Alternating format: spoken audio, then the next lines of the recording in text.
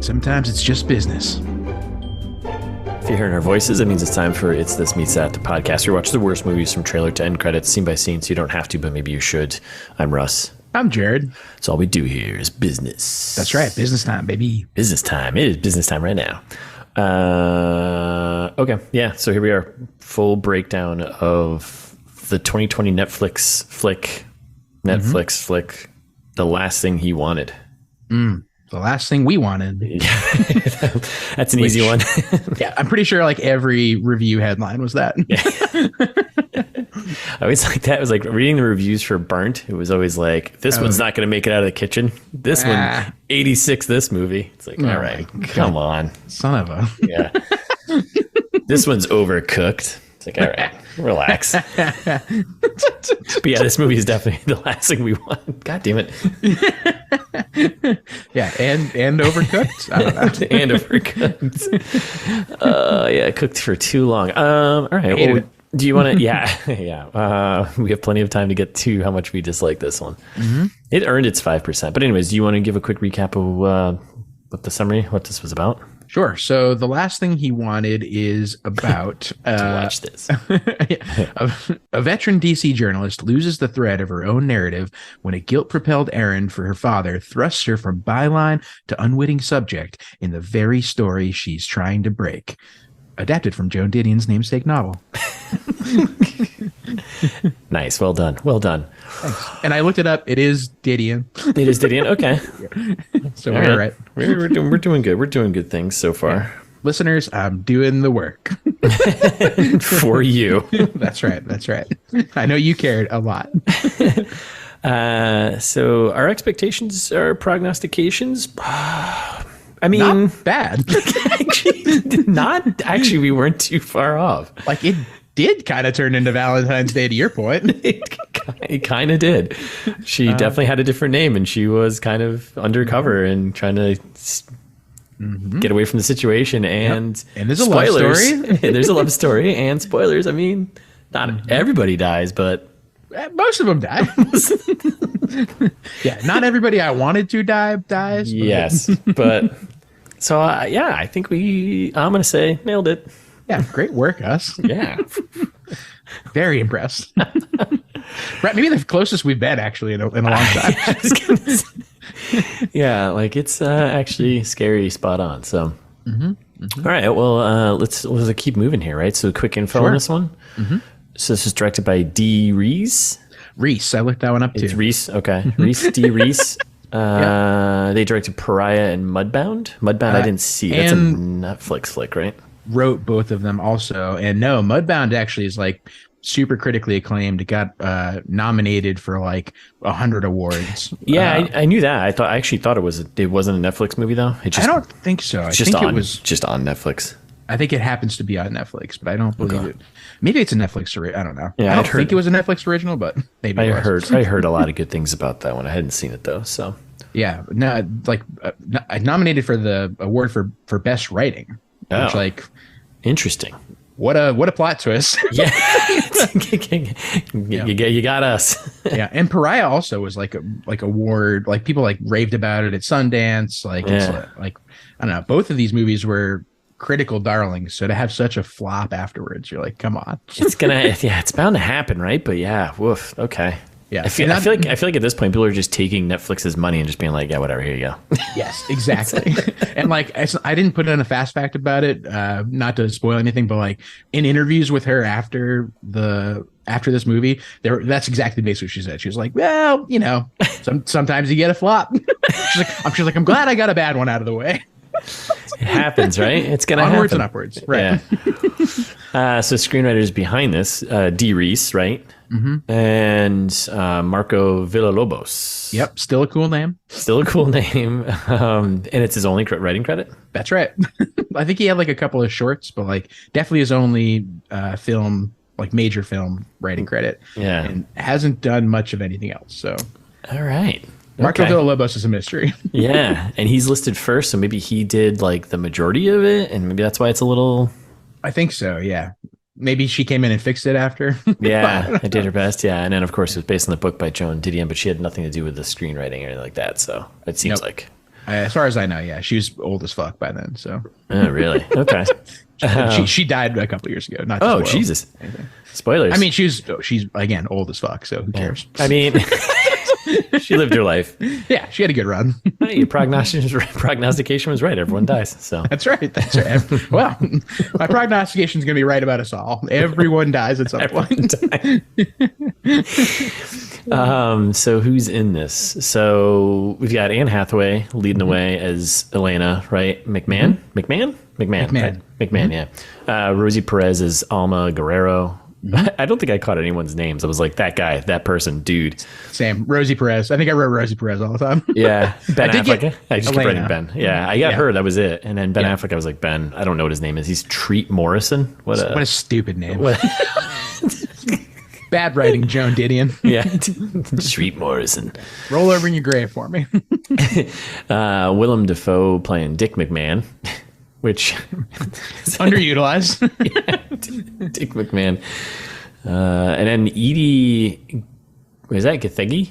I think Gathegi, yeah. Yeah, okay. Edi Gathegi plays Jones, who I've seen him in things. I can't remember what, but he's in stuff and things. I don't know. I did not look. Maybe I've just seen him in stuff randomly.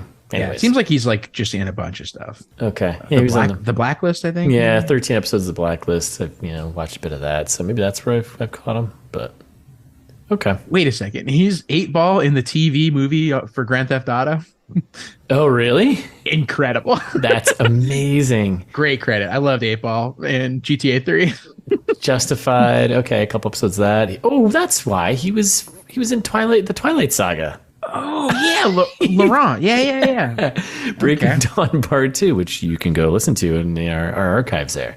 Yep. And X-Men First Class. Okay. Okay. Alice shrugged, didn't see it, but yeah. Okay. I did see that too. Okay. Yeah. So I was wondering. I thought the same thing. I've seen this guy in a bunch of stuff. That's why I remember him, because he's in Twilight, which we just watched recently.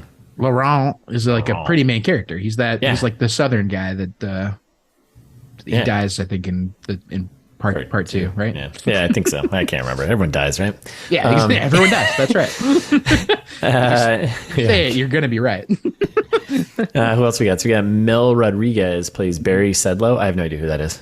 That was the doc guy who I only added him in this list because I was like, otherwise I'm gonna call him Doc Guy the whole time. That's and he's like kind of a main character, as far as the movie goes. Yeah, he definitely is, especially for the plot and like her being stuck. So. And then we got, rounding it out, we got Diomedes Rodriguez. No relation, I'm assuming. Glistening Boy. Oh my God. I hope it was like the kid at the Sandinista compound. I don't know who Glistening Boy could be otherwise. I thought it was towards the end there. I thought it was the you lover. Saw another Glistening Boy? Yeah, well, the guy who's in the pool, who jumps in the pool, where you see full frontal nudity. Yeah. You think Full Frontal Guy is Glistening Boy? I think so. I hope so too. I think so. Why would they credit him as boy though? He's a man. Right. He's a full grown man. It's true. I don't know. Maybe not. I don't know. I like it. We're not going to look. I don't care. We're not going to go down that path any further. No. So production budget, all that sort of stuff. We can't get any numbers because it's a Netflix flick, right? So no, that's not true. We get budget. We get budget. We get budget, but I'm saying like box office stuff. We won't get that because there is none as well. Sorry. Yeah. Like we don't usually get budget from Netflix things either. For whatever reason, they decided to talk about the budget on this one. Interesting. Yeah. Wow. Is it really that much? Yeah. This had a budget of $100 million. Yes. Incredible. What? Oh my goodness. That's why I wanted to make sure we called that out. 100 million on what? It's got to be Ben Affleck's 5 minutes and Anne Hathaway, maybe. Yeah, I mean, this movie must have lost so much money. Holy smokes! There's no way that they got that many subscriptions to cover that. No, they probably got canceled subscriptions because of it. I would assume. 100 million for what? The plane? 100 million big ones. I don't know, and it's like I think the majority of the movie, it's a fast fact, but it doesn't really matter. It's shot in Puerto Rico, so it's not like that's not gonna. Like, it's not a huge budget breaker as far as I know. Yeah. Wow, and all they're on is like phone calls, and I mean maybe because they got, there's not like a ton of cars, so like they don't have to worry about like making things look like the 80s. You know what I mean? Like, yeah, it must be the planes. Like they had like 3 planes in the movie. Oh man. I mean, I'm sure Ben Affleck commands a pretty good chunk, but I don't like. No, yeah, that's a lot.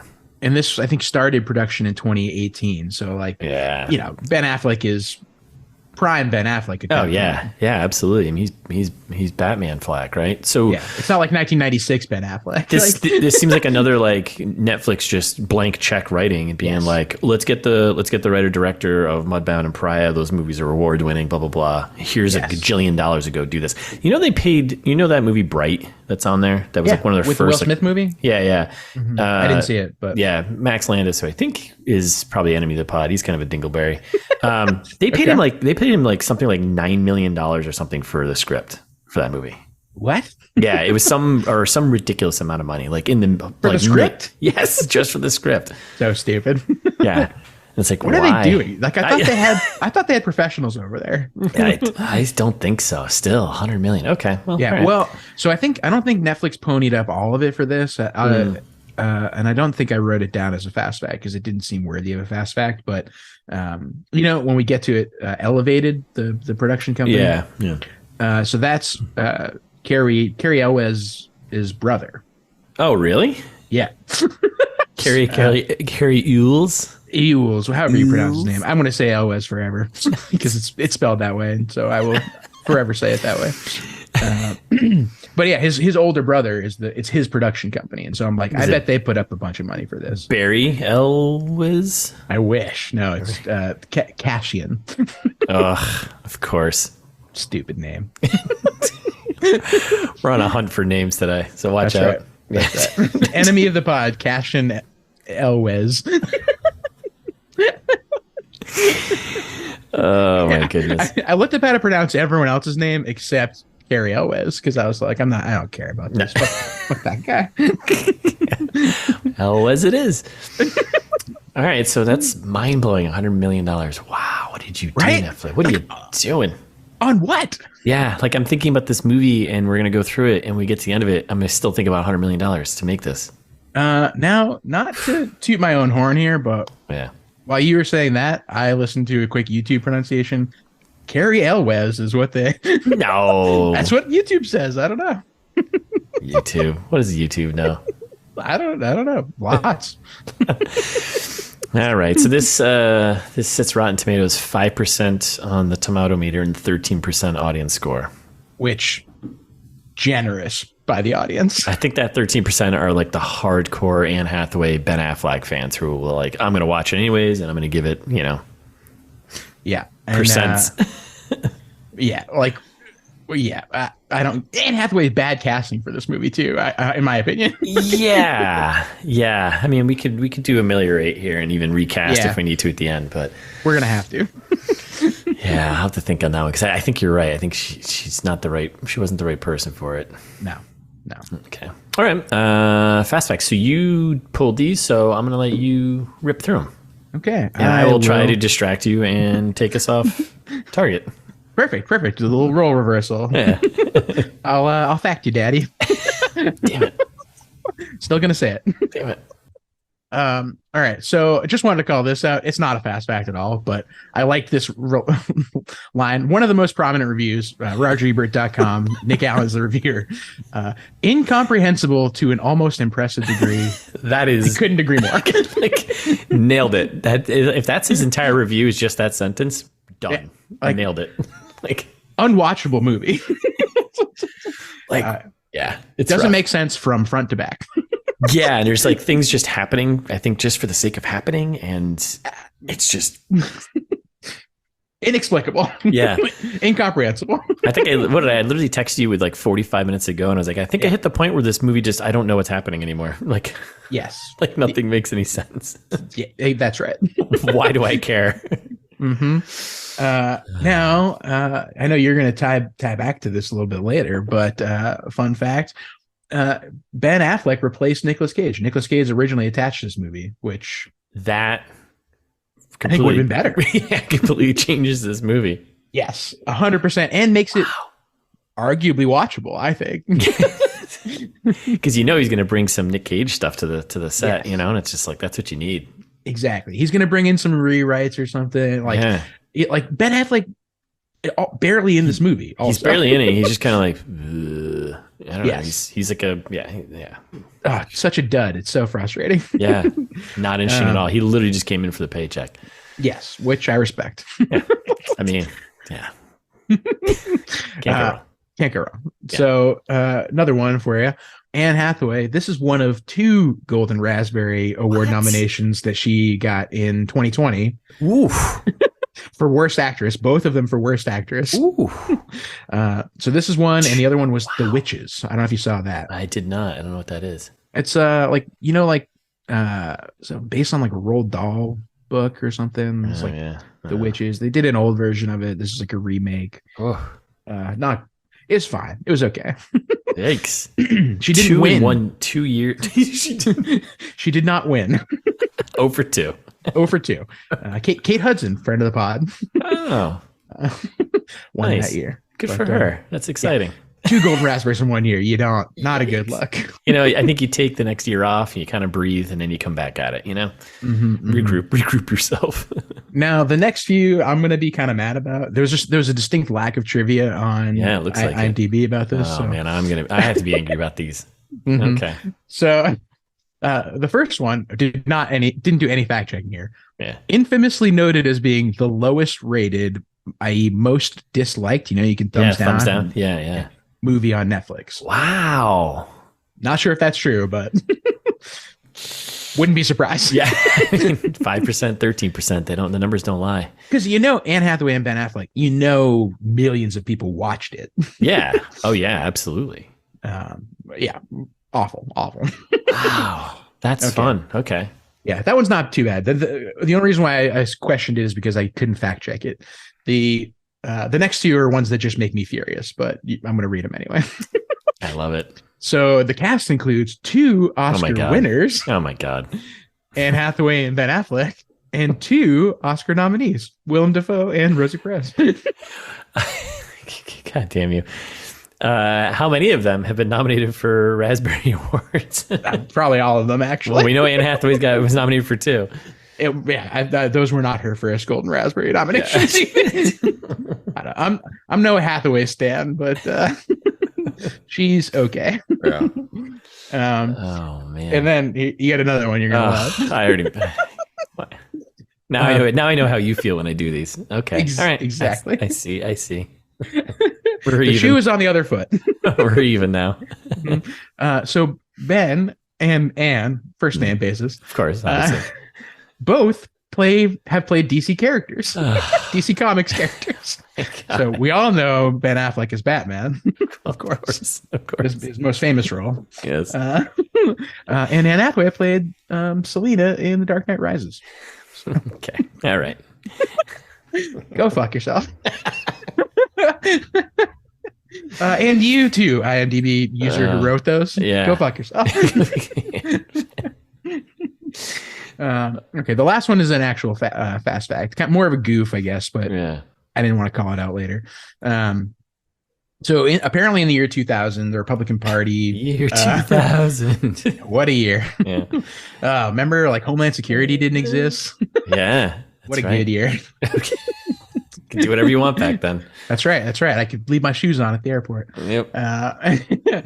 So for whatever reason, decided to... I don't know, listeners... And Russ, I don't know if you're familiar with the Republican logo.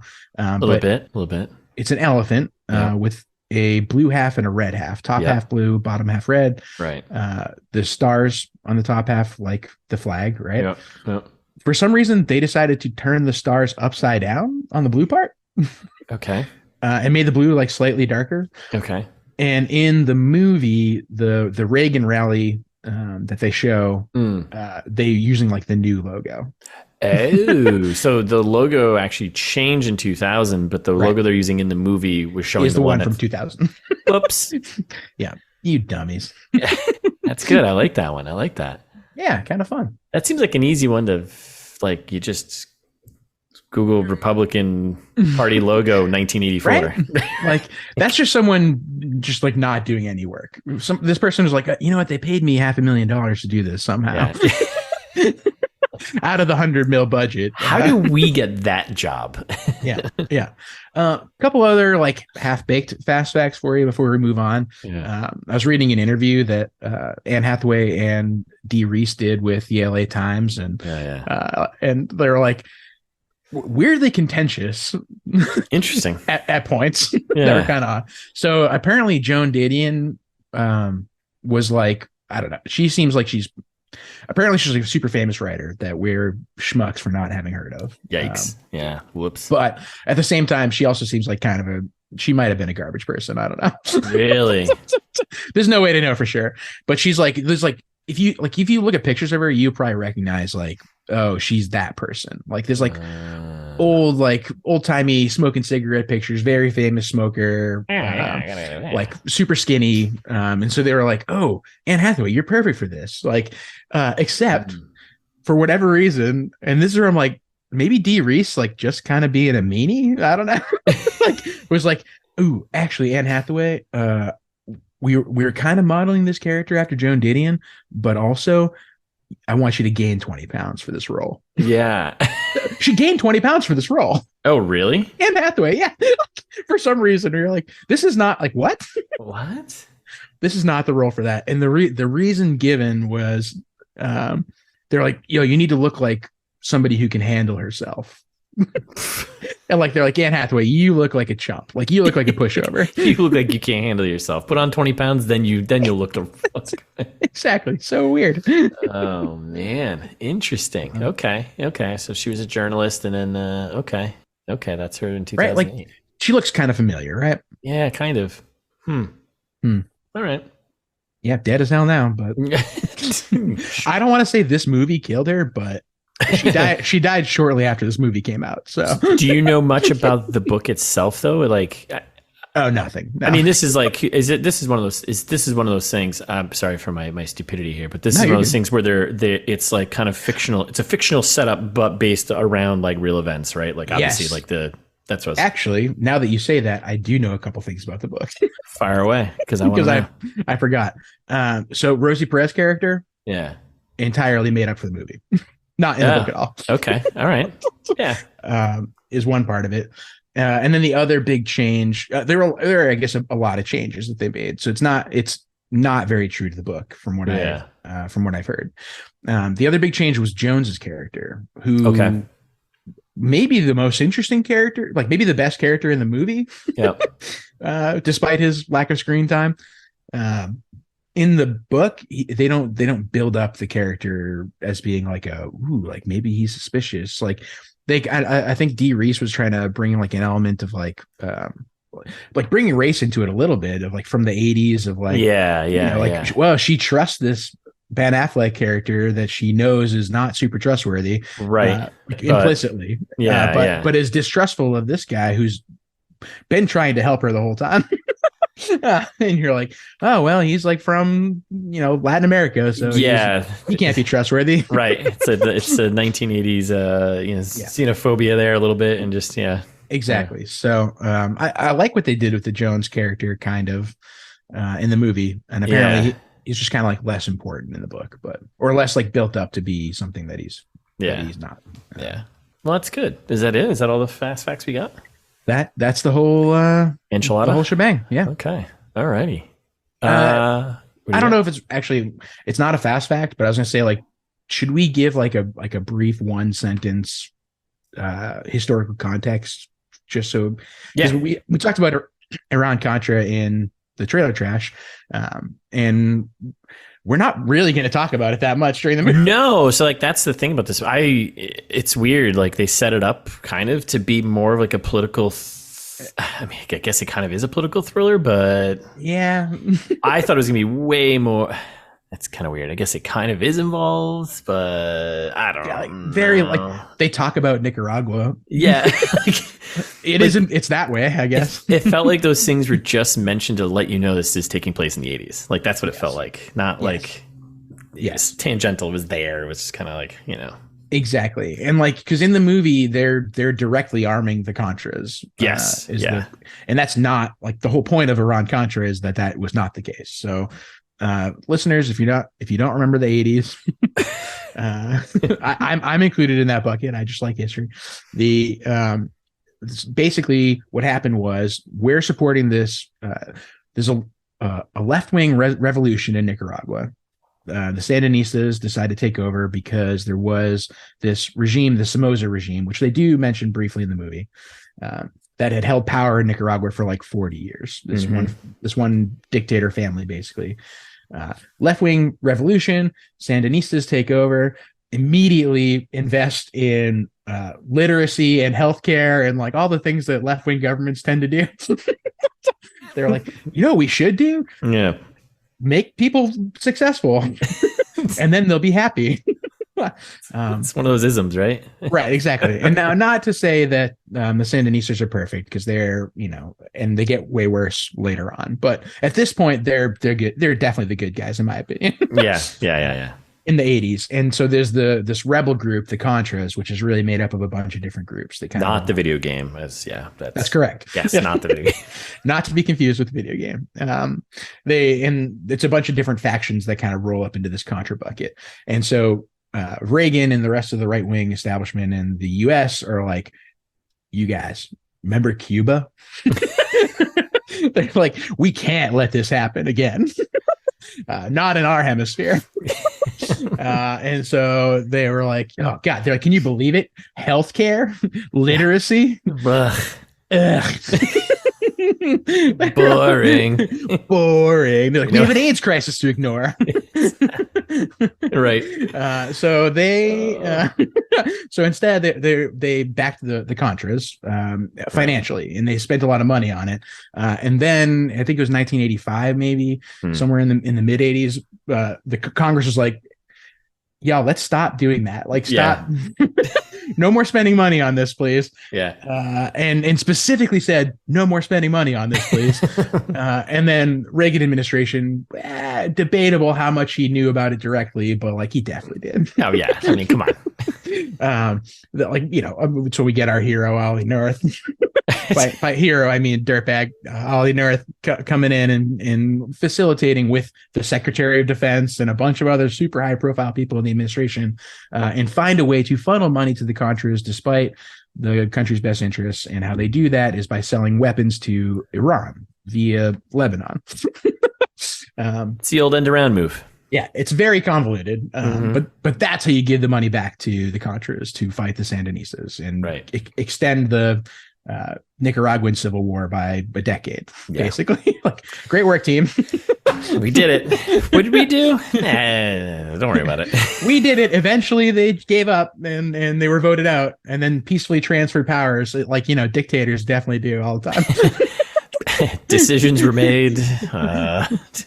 Yep. Yeah. So anyway, that's the historical backdrop that this movie is set against very loosely, and like take a lot of liberties with everything happening here. Yeah. All right. Well, that was good. That was a history with Jared. I like it.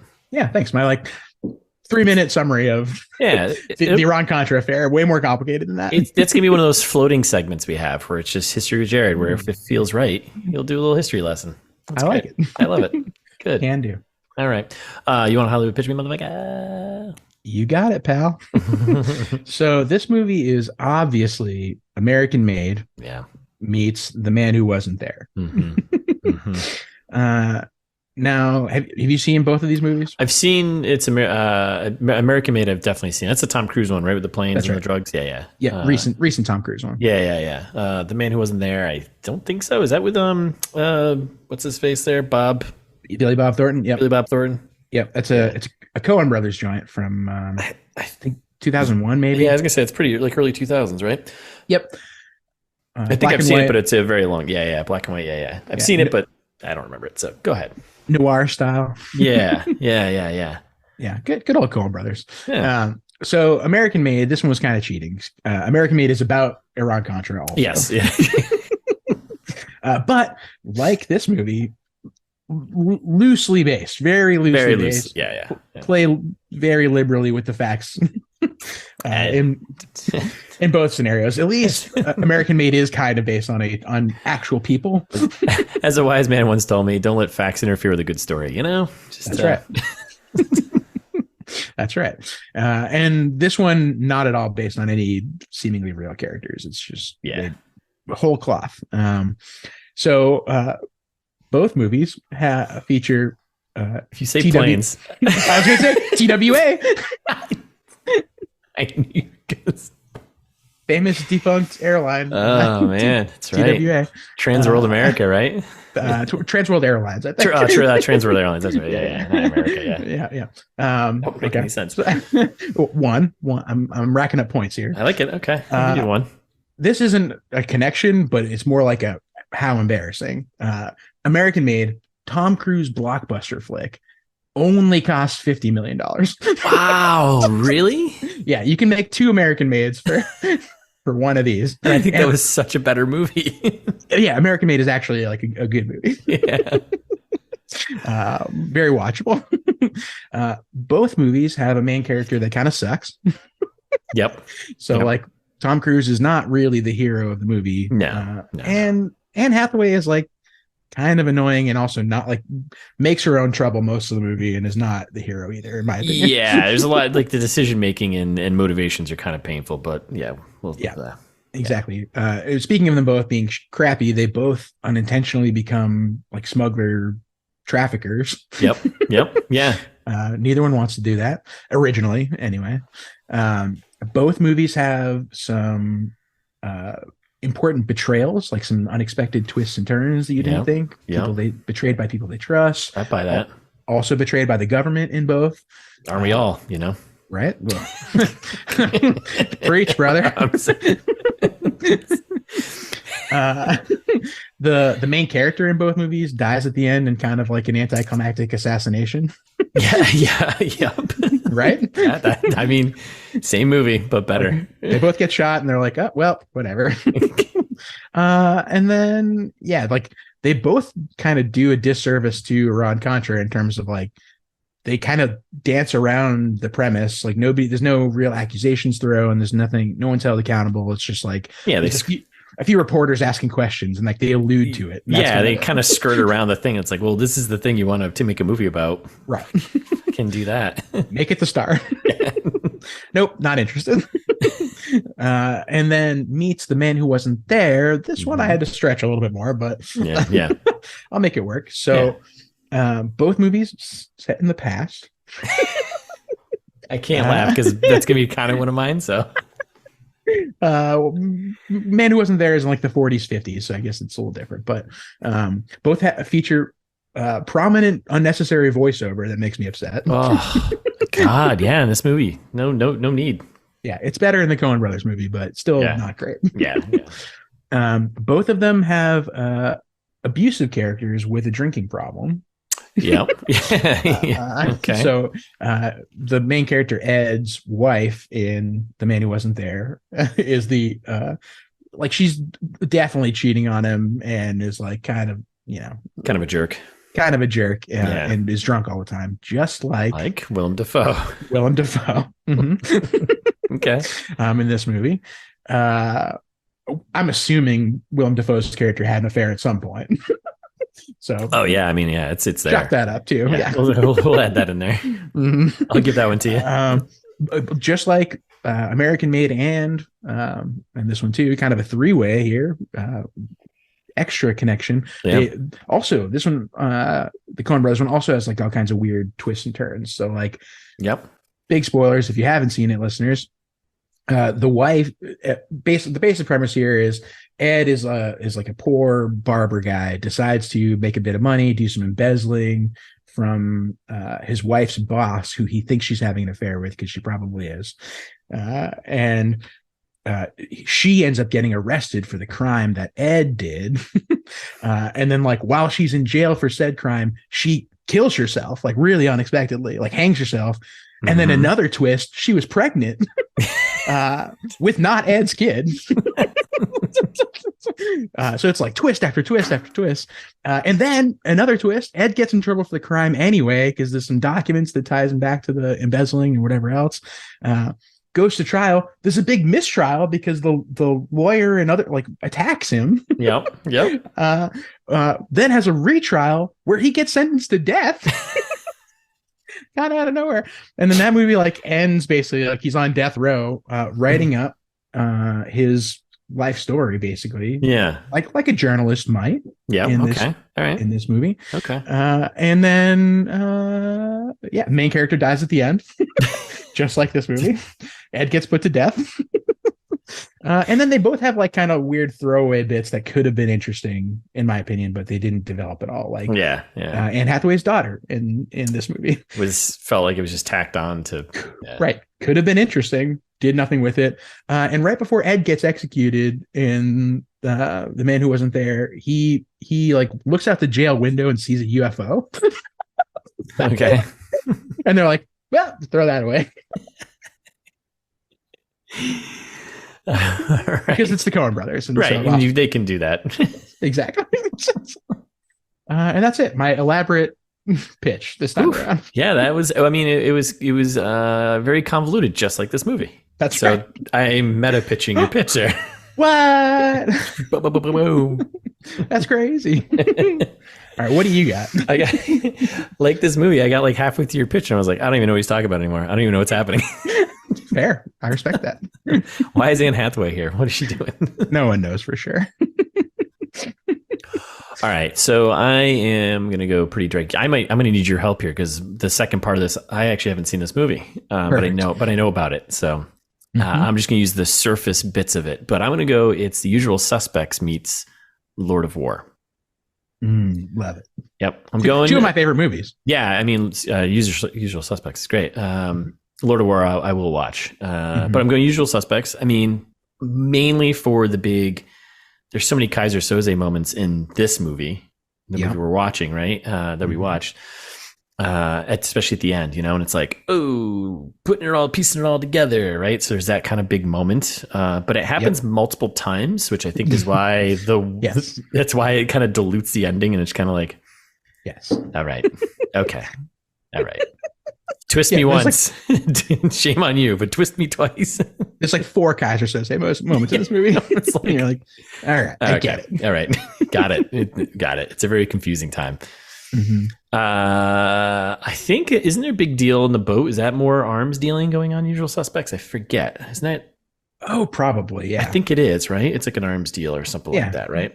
Drugs or arms. Yeah, something like that. Doll arms and, drugs, right? So that's it for that one. And then Lord of War, I'm going with the time period, right? We got 80s, we got arms dealing, right, in the 80s. Yep, that's right. I'm throwing in the extra layer of Nicolas Cage was supposed to be in this movie playing Ben Affleck's character, so I'll take that one. And I think that's all I got for that. What do you get? Is you anything?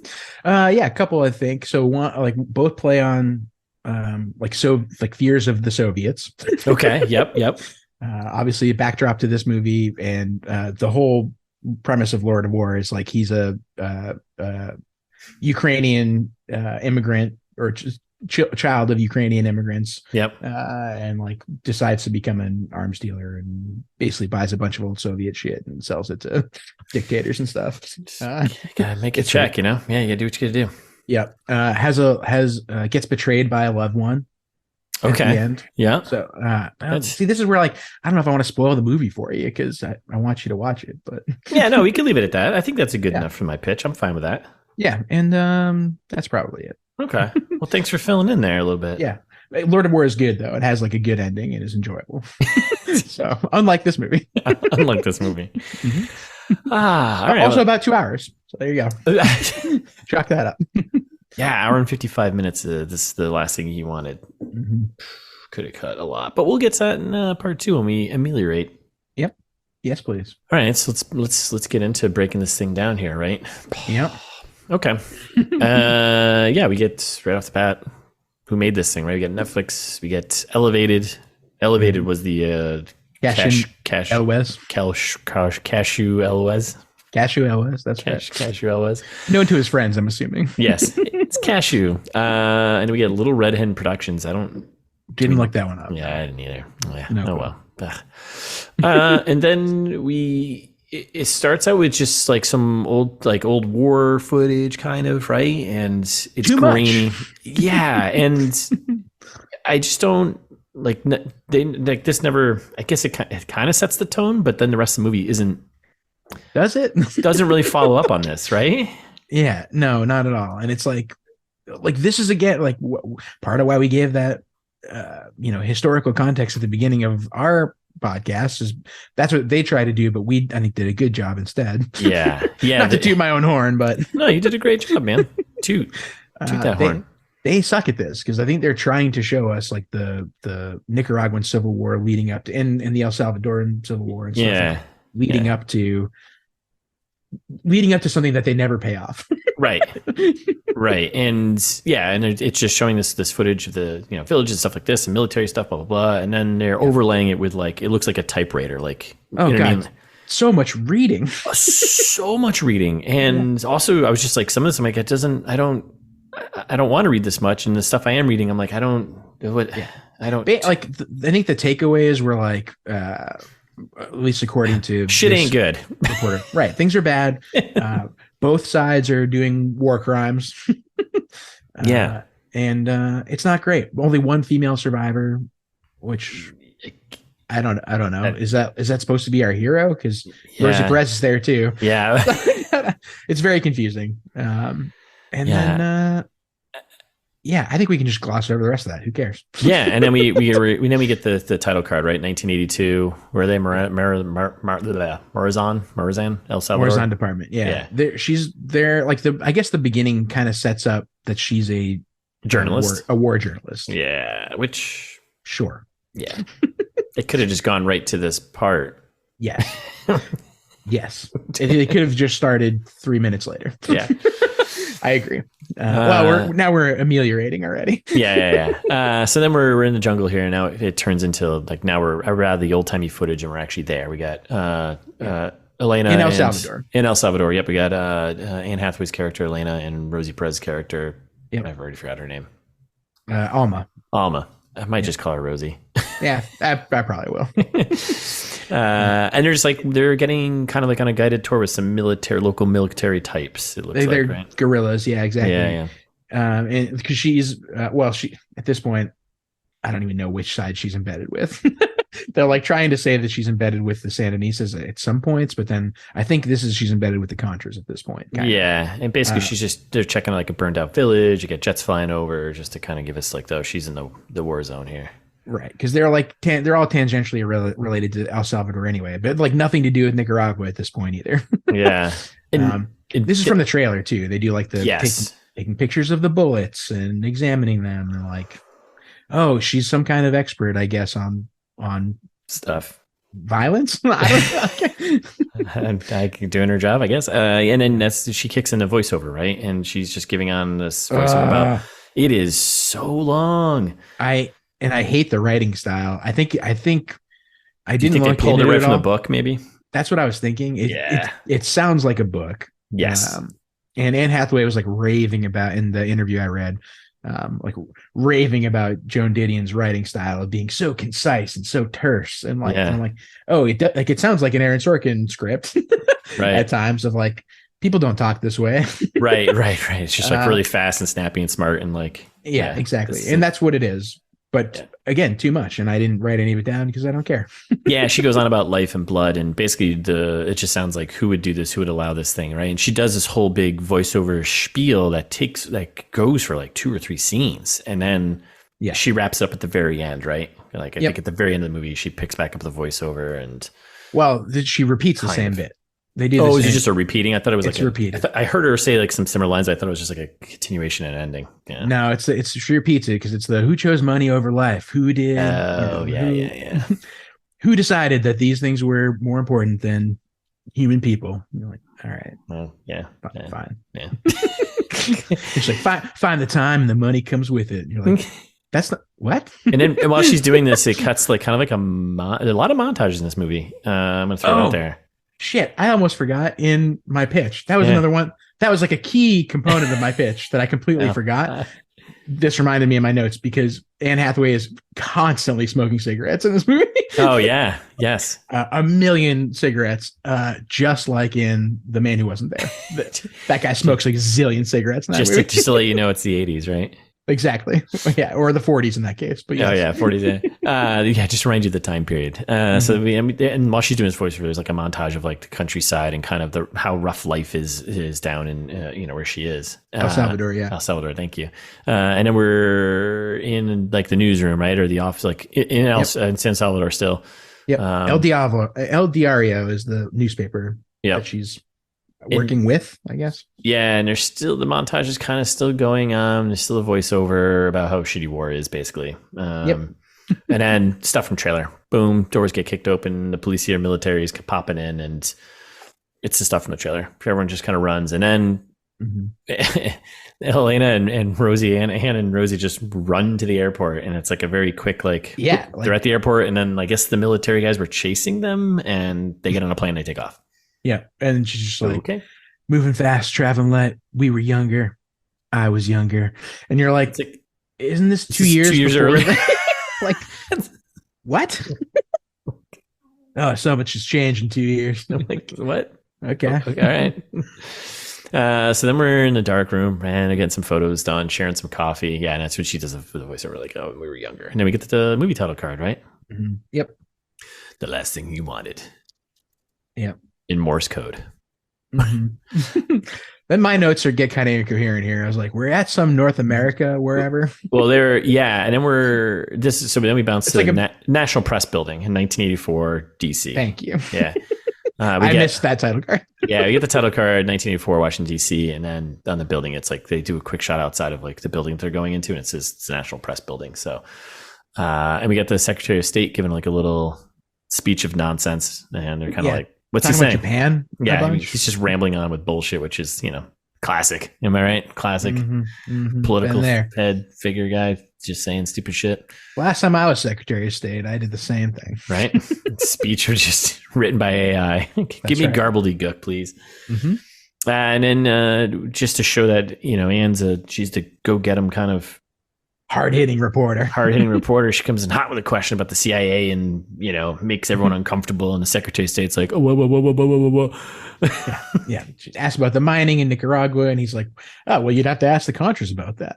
Yeah. And she's like, well, didn't Reagan once say, I'm also a Contra? And he's like, what? And he looks over and Ben Affleck's like, don't worry about it. I got this.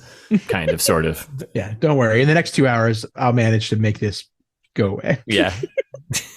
So, and then we get that finishes, and then we get the stuff from the trailer again, right? Where the Secretary of State's kind of giving a chat with Ben and being like, fucking walk and talk. Basically just does the old clean it up. Yeah, I don't want this going to blow up in someone's face. It's going to be mine, and I don't want that. Clean it up. That's right. Kind of sets what we got going on there. So then we're at the apartment, right? Where we cut to her apartment. In this, they're kind of setting in like the, I guess the heart of the story here. She's on the phone talking with her daughter and talking about how she went and spread grandma's ashes or something, right? Yep, exactly. She went to her mom's funeral. Reagan's on TV again, reminding us it's the 80s. Right. And I was like, I'm assuming this is her daughter. They don't explicitly say it's her daughter at this point, but yeah, I assumed it was as well. First, I was like a kid. I'm like, okay, yeah.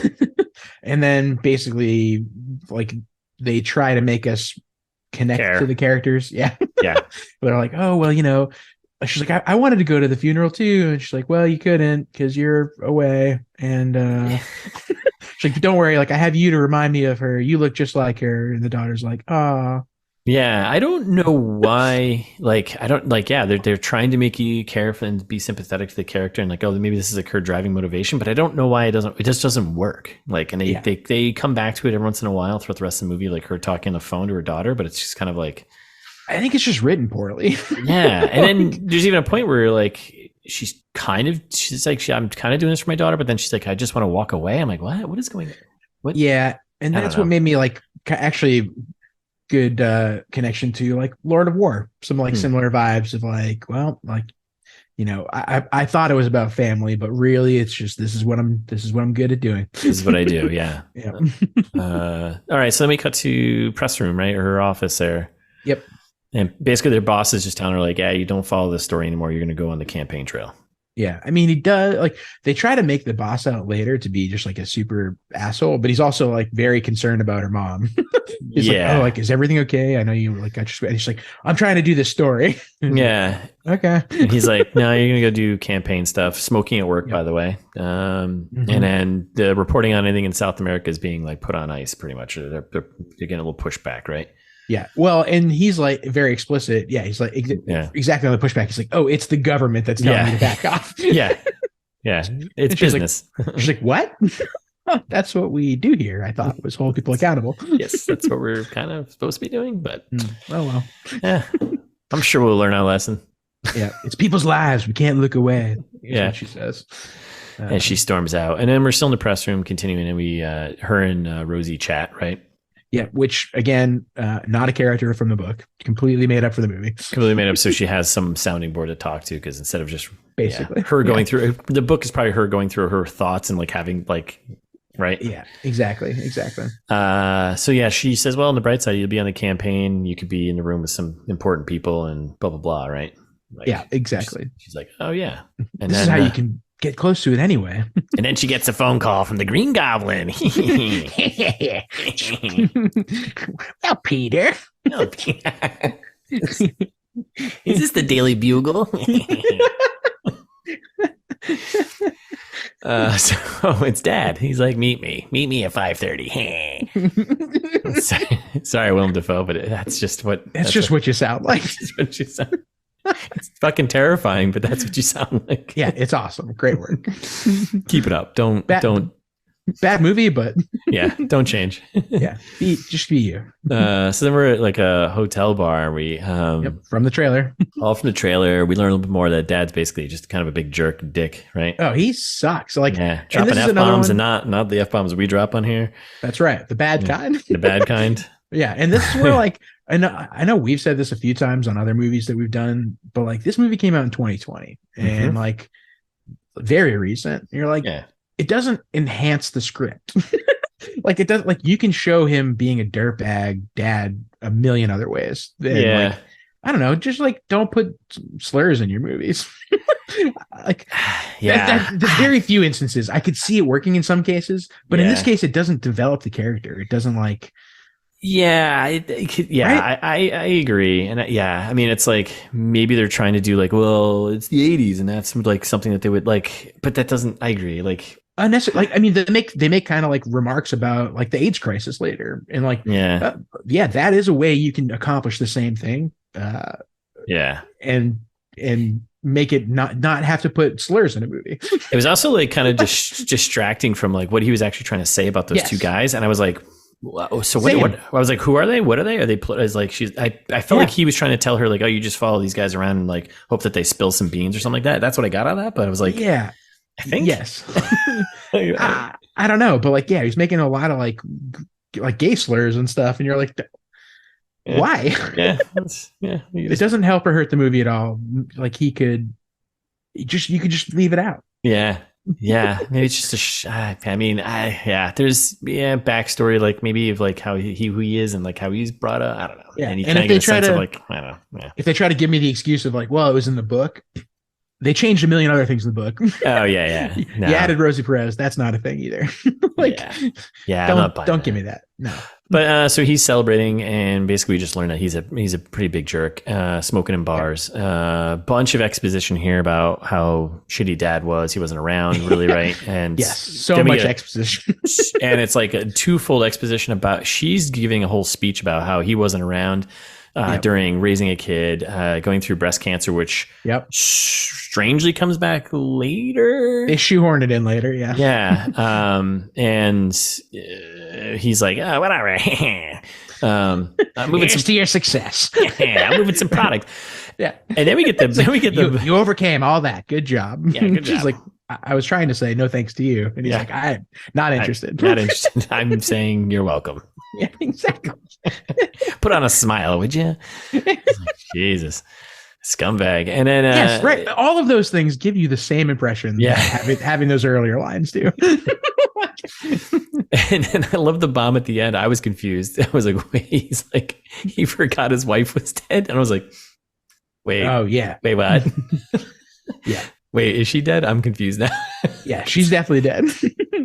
That's like they'll make it clearer later, but he's dealing with memory issues. Yeah, some dementia or something going on there, right? So he's terrible person, and he's kind of losing sight of the world there. So yeah, and he's also sympathetic to the Contras at this point, because he's like talking about before the revolution when Havana was a real town in Cuba, like he's anti-communist for sure. Yeah, and then we cut to we're on an airplane. She gets on an airplane. I'm like, what is this airplane? It's just it's like a frat party on a plane. I'm like, what? Yes, very confusing. And presumably they're campaign bros, I guess, right? Oh yeah, because that's right. Because they're following the campaign, right? That's exactly. Right, She's on the trail of the Reagan campaign now. Right. So we hit first stop, Kansas City, Missouri. Ooh, Missouri. Missouri. Get that barbecue out. And there he is. There's montage basically. It's like Reagan speeching, then there's more plane, then there's more Reagan, then there's more plane. Yep. Yeah, pretty much, right? It doesn't matter. Then you're in Cincinnati, Ohio, and we're at a fundraiser birthday party for the Secretary of State's wife. That's right. Yeah, fundraisers for Reagan. The birthday parties for the wife. Right. Yeah, I got something like that. Basically, what happened was Elena here got in the mix with the wife, chatting her up, and then now gets a seat at the table. The wife is like, "Hey, honey, Secretary of State, this nice woman wants to ask you a few questions." Yeah, I told her you would. He's like, "No." Deny. No comment. Deny. No comment. Yeah. No comment. Thank you. Goodbye. Yeah. No, thank you. Goodbye. And then some other dude steps in, I guess, like his secretary. What was that guy's role? Like, what was he? I think he was kind of like an Affleck style fixer also, because he comes up again. I hate this character because he they make him seem like he's going to be important, and then they give him like one other scene in the movie. Well, two other scenes. But why? It doesn't move the story forward. Yeah. I guess the second one kind of, but like loose. Yeah. Like it's more like it's intentional misdirection. That's what they're trying to do. Yeah. But he steps in and he's like, hey, if you want to, I thought he was going to play a much bigger role, but he does not really. I mean, no, he's like, anyways. You got to schedule a meeting. Yeah. Okay, fine. And then we get like a little bit of voiceover from Ben Affleck kicking in here, and then we cut to the Secretary of State's office there, right? Some stuff from the trailer, and basically we got Ben doing a bunch of exposition about Elena and her background, and intercut with like Ben walking around, stuff from trailer. Yeah. Meanwhile, she's getting off a plane. Like they do a little cut back and forth. Yeah, while he's still doing this exposition drop about the situation as well. And then that other guy who was in the last scene, I don't know his name. That's not really going to matter. But no, the two of them are kind of giving their own like pitch on to how to handle the situation. Exactly. And they're butting heads. And I think it's just to kind of show that Ben's like he's got some more suave moves here. I think so. Yeah. And like trying to advise the Secretary of State what to do. And he's like, I guess Ben Affleck's character won that round. He did, decidedly. Right? Yeah. Okay. And he like wants to talk to her. It's like the kind of how that ends. Yes. Yeah. And that's right. Don't worry, your thing's important too. Get out of here, other guy. Yeah. Go do your thing. Cool. Great. Cut to Houston. Yeah, and here we are in a hotel room, and she gets a delivery under her bed sheets, right? Yeah, it was and very sneaky. Photos of some shady stuff and guns and stuff going on, and then doll arms crates. There it is, Dad. Yeah, Willem Dafoe himself. Yep, getting a little close to home here. Why don't you back off, lady? Little note.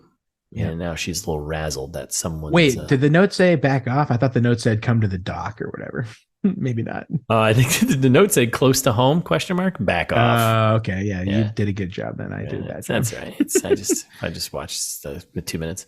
We're almost a half an hour into the movie, and I'm like, alrighty, this the worst. It's boring. Mm-hmm. And then we're back on the campaign. We're in Texas there. We got some honky tonk, good old Reagan Bush time here, right? Some cheerleaders dancing. Yep. She's smoking up a storm. Smoking. Here we go. And then basically this whole scene is just her meeting with, I think he's the Army general. A general in the Army, right? He is an Army general, yeah. Yeah, I mean, Gus. General Gus. Gus Sharp, right? He was all decorated. And it seems like they've had a past, history connections. They've helped each other, blah, blah, giving her information, it seemed like. Yeah, from the trailer. Yep. And he's like flipping through the photos and he's like, those are M16s and blah, blah, blah, blah, blah. Who's the old man? She's like, I don't know. Yeah. Also, I like how his catchphrase is, am I right? Yeah. Am I right? He says it like 4 times in this 2-minute scene for some reason. I also there was a point where he was like, the way he was spouting stuff off, I was like, I don't know what he's saying. But it was like a ton of exposition just about. Most of this movie is that way. And listeners, you're not going to get a good sense for this movie from me and Russ describing it probably. No. Like, you'll get the broad strokes, but like, I think I'd be interested to see like how many words is this script, because they cram a lot of words into 2 hours. Yes. There is a lot between voiceovers and everything else, and then all the reading you got to do too. Yeah, stupid. So that's it. So she gets a little insight on what's in the crates here, and it's National Guard surplus. The old soak crates. Yeah, not sure where it's going, but probably something about Miami. Probably know we're good. Yeah, he does talk about the School of Americas briefly, which if the listeners aren't familiar, School of Americas are like they are schools that we, the United States government, Army set up like all around basically Central and South America to train future right-wing dictators, more or less. Fire it up. So like, okay, I get it. We're talking about Contras now. Yeah, getting into it. Yeah. And then we cut back to the press room. And now we're in Los Angeles, California, right? Because we're still on a campaign trail here. This is stuff from a trailer. She's on the floor with the floor phones. Yeah. Just get a table. Just get a folding table. And then she's trying to convince the editor again over the phone with a bunch of exhibition about why the guns, Contras, all this is important. And blah, this blah, is more newsworthy than poll numbers. She's like, gives a shit. I want pie charts. Yeah, I want my pie charts, and I want them now. I want them on my desk on Monday morning. And then that's pretty much that phone conversation, and she gets a concerning phone call about someone going to the hospital. Yeah. When was this? Is he stable? Now we're in Miami, Florida.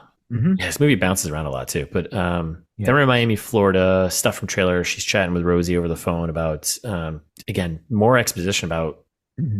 I was literally just like, I don't know if I care anymore. I have to be here. He doesn't have anyone else. He doesn't have I don't have siblings, and there's no She's got to take care of the situation, even though he's a piece of shit, I still have to take care of the situation. And she's going to be off the campaign trail indefinitely, blah, blah, blah. Yep. And then it kind of ends with like a buzzer going off and everyone freaking out, and they follow her running into his room, and he's basically his brain is deteriorating. Yeah, it's from the trailer, and right before that, like the phone call with Rosie. That's when she's like, "Oh, I'm going to come down." Like when we thought it was like related to the movie, it's not. It's like a throwaway. Yeah, it's a throwaway thing. yeah. And so he's making more gay jokes. He's asking for his dead late ex-wife, which Elizabeth in this case actually applies. She is dead and late, which is also dead and ex because they were divorced. That's right. So there we go. That's so we knew it. So we do buy. And then she's like, "No, Dad, I'm your daughter." And he's like, "Oh, whoopsie doodle." Whoopsie doodle. Oh man, I got this big deal. People to see. I got this big deal going on. You got to do it now. Yeah. And she's like, okay, I'll take care of it. I was like, what? Like, no, just be like, no. Like for all the other things that we get 1,000-word essay about, like all of the important decisions that get made in this movie happen in like 1 second. Sure, I'll take care of it. Yeah. It's also it's one of 3 men in this movie that just basically tell her what to do, and she goes and does it. Yeah. Right. Because like later on, Ben Affleck does the same thing. Go to this house, do this thing, talk to this guy, the big guy. Yeah. He does the same thing. And then there's one other person who's just like, just telling her what to do, and she's going around doing these things. Like, just stop. She's doing all the things from the guys who who have proven themselves to not be trustworthy. Yes. Like all the bad characters she's listening to and all the good characters she's like, I don't know if I trust that person. Okay. Aren't you a journalist? Can't you sniff out who's good and like what's going on here? One would think. All right, so we're at Dad's house, and basically it's just a sad cleaning montage here, right? Yep. A little cleaning, a little angry cleaning. More smoking. Shot up my refrigerator, 1 beer, slice of cheese, and mayo. Yeah. Just like a loose cheese slice. Just like a single Kraft American cheese slice in there. Yeah, incredible. Like, what else do you need? And some mayo and a Michelob, and she starts crying. A single Michelob. It's like, why is she crying? Is she crying because it's a Michelob? Is it like... Right, because she takes the beer like she's going to drink it. We don't see her drink it, but yeah, and she's going to like open it, and like the tears are. It's because it's a Michelob, isn't it? Mm-hmm. And then she goes in the closet and she starts digging through Dad's stuff and goes through some old photos, family photos and stuff like this. And then she takes a shower. Oh yeah, right. For some reason, and then decides to clean out the house in a towel for the rest of the scene. I don't. Why? What an unnecessary part of the movie. Yeah, cut that. Just go right to the cleaning out the. A million ways to do this. Same clothes, just in the closet now. Yes. Yes. But it's got like pictures, baby pictures of the mom who's dead. Gun. More crying, right? Gun. And then the most important piece is the piece of paper that's got the list of all the arms, basically, that are and the doll heads that are going to be dealt, right? That's right. All the doll pieces. All the list of 45 doll heads, 65 doll arms. And then we cut to hospital. You want more arms than heads. Yes. Right. Yes. Correct. So then, she like checks the dry cleaning, which I thought that they was going to make into a thing, but they don't. Yeah. I didn't get that. Yeah. And then they just cut to the hospital. Yeah. We're back at the hospital. Okay. They're like quizzing Willem Dafoe on who the president is. I'm the president. No. He's like, Herbert Hoover. And then names every president since Hoover to Reagan. And he's like, oh. The doctor's like, you deserve first prize. He's like, wait, what? He didn't really. He took him a while to get to the right answer. Like, what's going on here? How do doctors don't talk like that? Yeah. The guy didn't look like a doctor. It's like, whatever. Yeah. And Anne Hathaway is like, what the hell? You're like, rightfully so.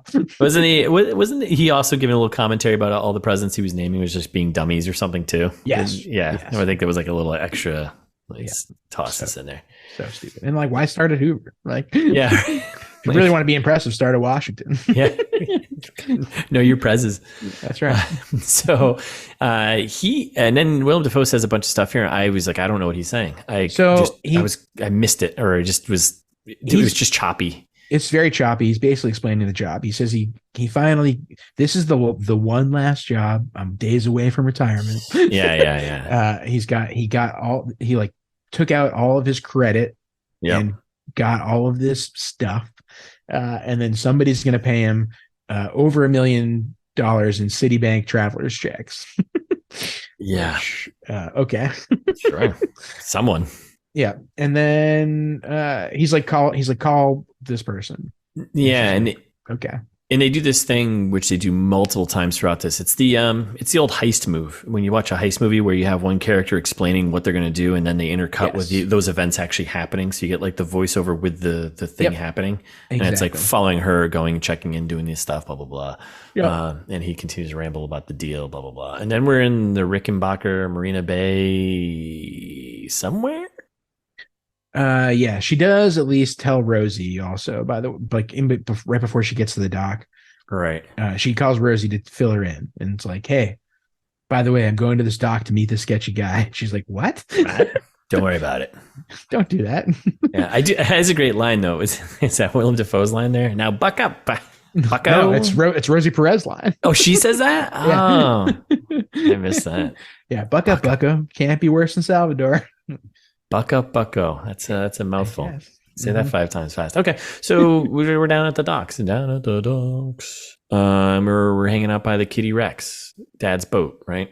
Yeah, they introduced the dock guy who even though I was like, oh, I'm going to call him out earlier, so I don't call him dock guy the whole time. I'm calling him Sedwell. Sedwell, yeah, dock guy. Yeah.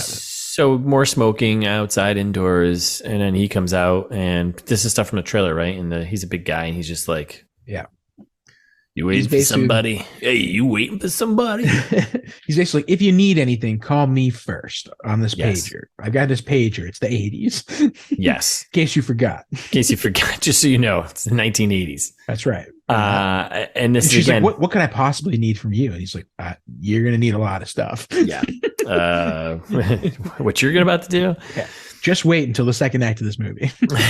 And then the same thing just happens. We have now this guy is telling her what to do, and she's going along with it. And then it's intercut again with the shots of her doing those things. You're going to go check in a hotel. You're going to get in the Pan Am Club members house, whatever. Members only section, whatever. Yeah, I blacked out.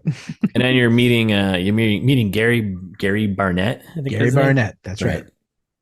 How will I know who he is? He'll know who you are.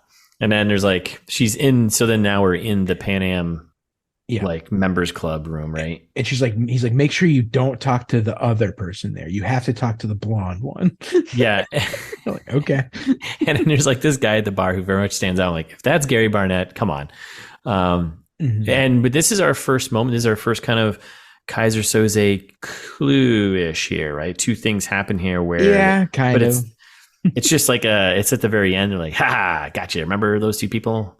Yeah, it's stupid. Yeah. So she overhears someone behind her talking about Salvador, and you're like, oh, interesting. Yeah. And she's like smoking a cigarette. The guy at the bar is staring at her. Yeah. And then like walks out. And then the lady that she wasn't supposed to talk to comes in and is like, you're not authorized to be here. This is members only. Members only. I might come back later on in the movie. That's right. That's right. As a secret agent. So annoying. And then we are looking for Gary Barnett, and I don't think we don't know anything about Bob yet or Max Epperson, right? Okay. But that character that is in the room.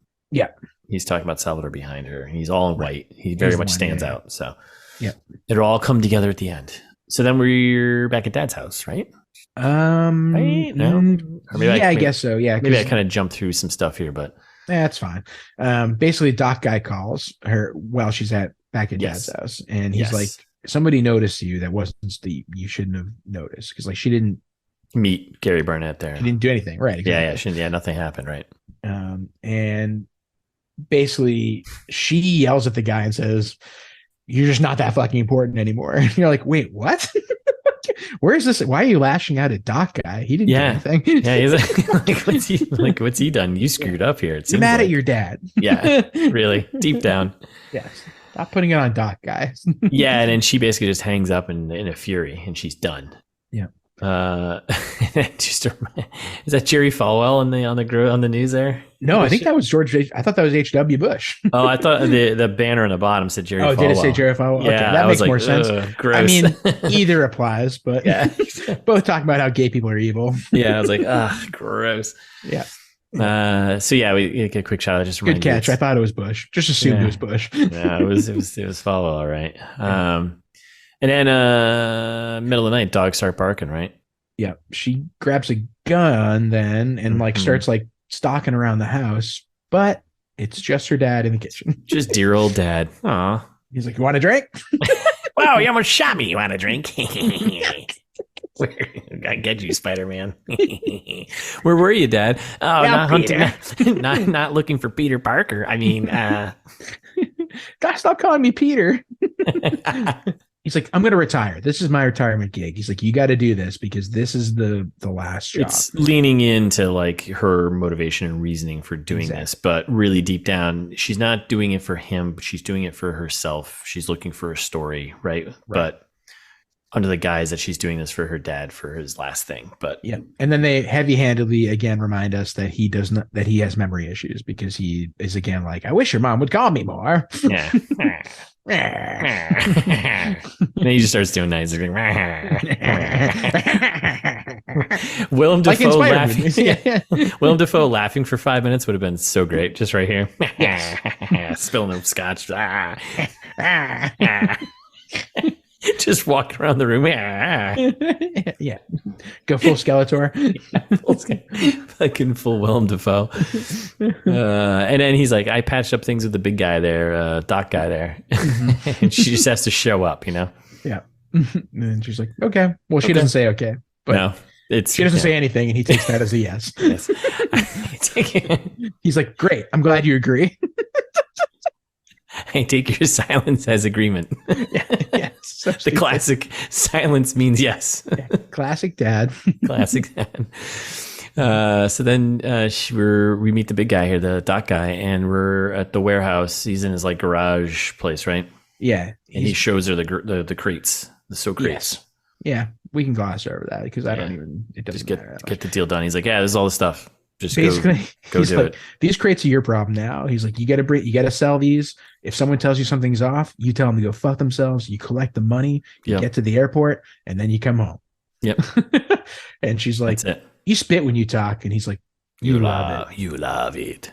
And you're like, Gross. what? Why are these lines in the movie? Like, just cut that. Trying to be, I guess, funny. Cut that. Got it. Yeah, so that's pretty much it. So go get the deal done, and then we're back at home, and basically just dad being a jerk.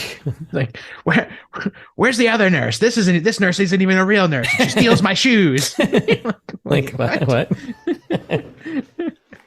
And then he basically does a bunch of exposition about how to do the job. He's like, you gotta, do whatever. It doesn't matter. And then he's like, if they'll have to answer to Max Epperson if anything goes wrong. Don't forget, like make sure you know that name, like Max Epperson. Tell them that whatever. Right. Which is important. That's important later on because it does come up, right? So, and he's like, promise you'll call. And she's like, yeah, of course I'll call. And then she kisses his forehead and she leaves. And that seems like a good spot to end the first part. Yeah, like 45 minutes ish into the movie. This breakdown. So yeah, there's a lot of stuff going on. I don't know what's going to end up happening, right? Well, I do. Did you not finish the movie? No, I fell asleep at this point. Smart. Yeah, napped away. Yeah, so I don't know. That's it, right? Will she die? Yeah. Yes, we already said that at the beginning. Oh yeah. Well, damn it. Yes, she will. She will. Will Willem Dafoe die? I hope never. Does Ben Affleck die? Kind of wish he would. Not in real life, though. No. Of course not. I don't wish it upon anyone. Right. Well, yeah. I'll put a list together. Yeah, listeners, if you have people. Nope, don't send us that. Don't want to know. Nope. Don't send us anything like that. Yeah, you should probably end it before I say something bad. Yeah. So thanks for listening. We'll be back on Thursday with part 2, and we'll answer all the questions of who dies in this movie. Mm-hmm. In the meantime, though, you can follow us on Instagram at It's This Meets That. We're ITMT Pod on Twitter. Wherever you listen, subscribe. If you got a friend who you think might like it, send along. And while you're telling your friend all the awesome things about ITMT, just write those things down on a note so you can put them in a review later and say the nice things again. Yep. Easy. Copy, paste, copy pasta, right? That's right. Attach 5 stars to it. Apple or Spotify, wherever you can review us, please do. Or Yelp. I don't care. Yeah. Leave us some Yelp reviews. I would love that. Open Table, Yelp. It's hard to make a reservation here. Always booked. Staff is rude. Donna Mint, she doesn't like those calls, so don't. That's right. Or you could send us an email if you want to write something long. Send us a novel. Send us a script. We've solicited scripts a bunch and never gotten one. So yeah, we'll steal it. Yeah, exactly. I mean, we'll produce it. Produce it. That's what you meant. That's the word I meant. It's thismeetsthat@gmail.com. Or you can go to the website, find all the information about us. Speaking of Donna Mint, all the whole ITMT cast of characters, all the old episodes, the ITMT back catalog. We're closing in on it. Actually, I'll save it for the next one, but we're closing in on 200 real quick. 200 apps, nice and soon. And it's thismeetsthat.com. Check it out.